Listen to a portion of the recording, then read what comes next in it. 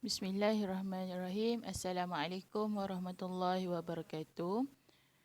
Bertemu lagi dalam subjek sirah pada hari ini bersama Ustazah Ziana. Baik, pada minggu-minggu lepas kita belajar berkaitan nasab Nabi Muhammad sallallahu alaihi wasallam sebelah ibu dan bapa baginda. Baik, pada minggu ni kita akan tengok semula kedua-dua belah nasab Nabi Muhammad, yakni sebelah ibu dan bapa baginda. Okey, baik, kita tengok bawah sekali dulu. Dia cara baca nasab adalah daripada bawah. Baru kita tahu Nabi Muhammad anak siapa, atuknya siapa ke atas. Okey. Okey, kita tengok bawah sekali, belah kanan dulu ya. Muhammad bin Abdullah.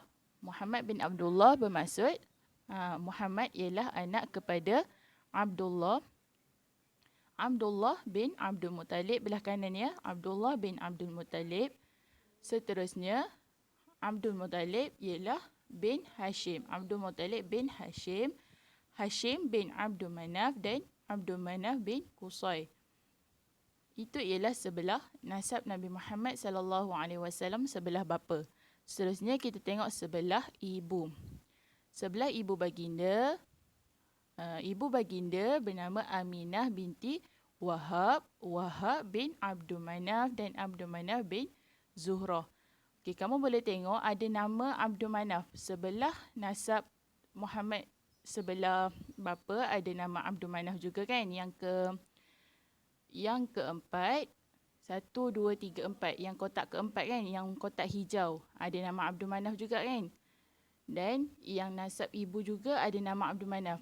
Abdul Manaf ialah, kedua-dua Abdul Manaf itu ialah orang yang berbeza. Bukan orang yang sama ya. Ustazah tak nak kamu keliru. Mereka adalah individu yang berbeza. Nama je sama. Macam kawan-kawan kamu dalam kelas, ada yang nama Aisyah, 2 orang sampai kan. Contohnya Aisyah, Adam, yang tu ramai yang orang guna nama tu. Kan? Nama-nama yang famous lah yang ramai orang guna. Okey? Okey, seterusnya kita tengok.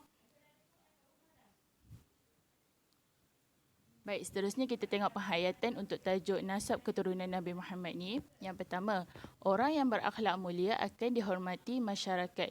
Seperti Nabi Muhammad sallallahu alaihi wasallam, seharusnya kita menjadikan baginda sebagai idola kita dalam kehidupan. Baginda adalah seorang yang berakhlak mulia, dan apabila seseorang itu berakhlak mulia, mereka akan dihormati oleh masyarakat. Baik, yang kedua, kita perlu sentiasa menyayangi dan berbakti kepada kedua ibu bapa. Baik, untuk ibu bapa yang masih hidup, yang masih berada di sisi kamu, perlulah kita menghormati dan berbakti, berbuat baik, jasa baik, berakhlak mulia, menghormati mereka, menjaga adab dengan kedua ibu bapa. Kerana mereka adalah ibu bapa kita yang melahirkan kita, yang menjaga kita daripada kecil sehingga kita besar. Baik,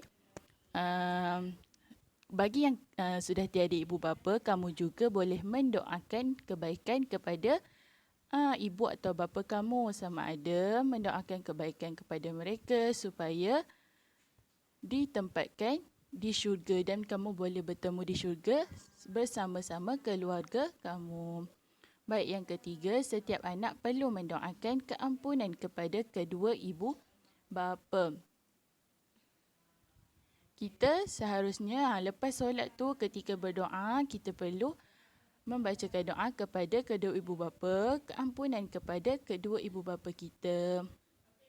Contohnya doa yang kita amalkan ialah Allahumma ighfir li dhunubi wa liwalidayya warhamhuma kama rabbayani saghira. Macam tu doa yang biasa kita baca selepas solat.